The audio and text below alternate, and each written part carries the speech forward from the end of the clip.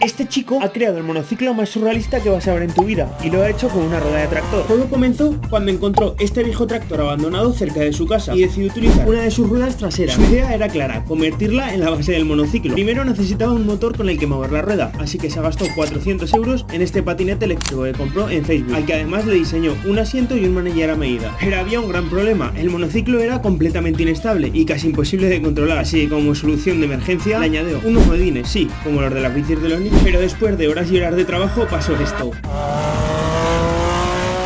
Vicesat, espabila.